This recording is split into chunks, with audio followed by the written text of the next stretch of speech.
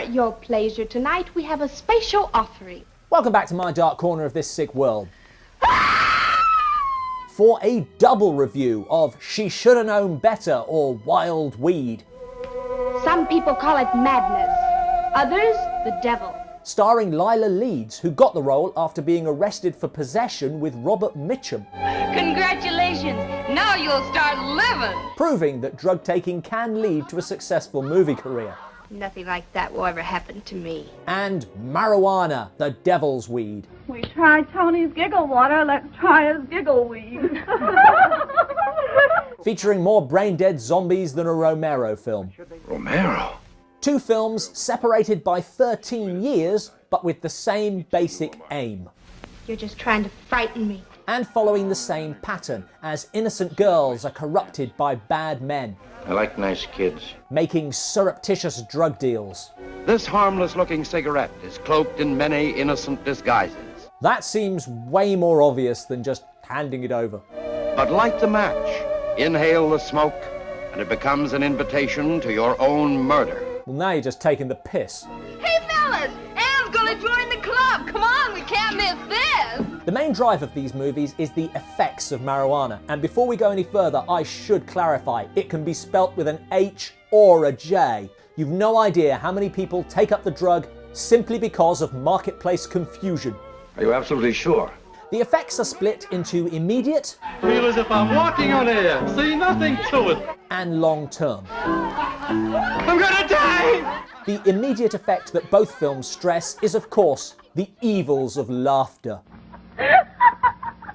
And the colour purple. I'm on a great big purple cloud and it's real purple. Smoking weed also causes nudity. In women. Where are the girls? Gratuitous quoting. Romeo, Romeo, wherefore art thou Romeo? And an inability to open windows. Open! Open! Open! Your memory will start to sound like a self-hypnosis tape. Enough dough to put your brother through college twice. Put your brother through college twice. Put your brother through college twice. And it goes without saying, you'll never play the piano again.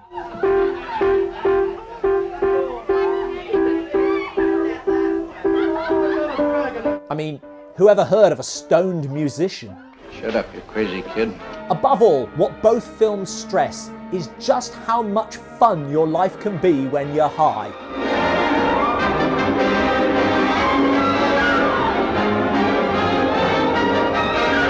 And that can't be right. You make living sound attractive. You're a woman. Get back to the monotonous, miserable grind to which your gender has doomed you. Please do not excite me. Or you'll suffer the long-term effects. Well, I got Burma in trouble. In Devil's Weed, Burma sells her baby. But my baby must have a home. Exactly. And very often wealthy families are willing to adopt a baby like yours. Becomes a drug kingpin. You'll soon be Ice Queen of the Snow Pit. Then kidnaps her sister's child, which, in a twist you really would have to be doped out of your mind not to see coming, turns out to be her own. Wife's sister? Yes, we adopted it out of sentiment for her. In Wild Weed, Anne's brother actually commits suicide in their unusually high-ceilinged garage.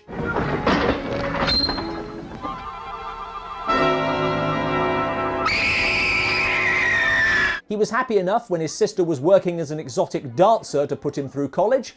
I know what I'm doing. But her selling weed to put him through college $2 a stick, ladies and gentlemen, $2. apparently crossed a line. Something wrong?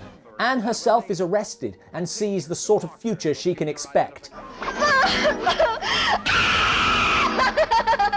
What has this movie got against laughing? My head is so light it feels like it's floating. That's because your troubles are all gone. Anne gets a good look at herself.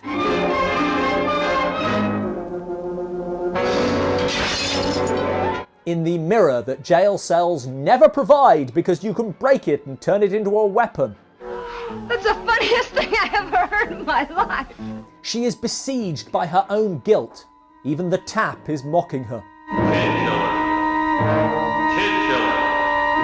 Kid killer. There's little to choose between these two. Every case history tells the same story. Wild Weed has the debut of Western actor Jack Elam. Your jokes are gonna have you laughing yourself to death someday, friend. And its use of a theremin to underscore the weed makes the film sound like a cross between a B-movie Alien Invasion and Captain Kirk falling in love.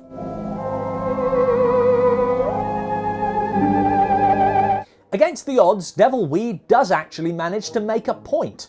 I don't know what you're talking about. The major difference between the two films is that Anne gets a shot at redemption. It hasn't only been my fight alone, but everybody's.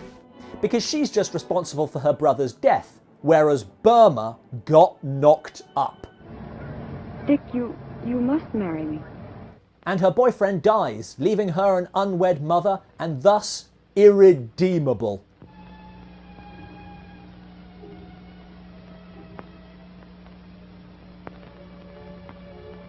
Not remotely an anti-drugs message, but certainly a powerful and important indictment of the rabidly puritanical priorities of the era.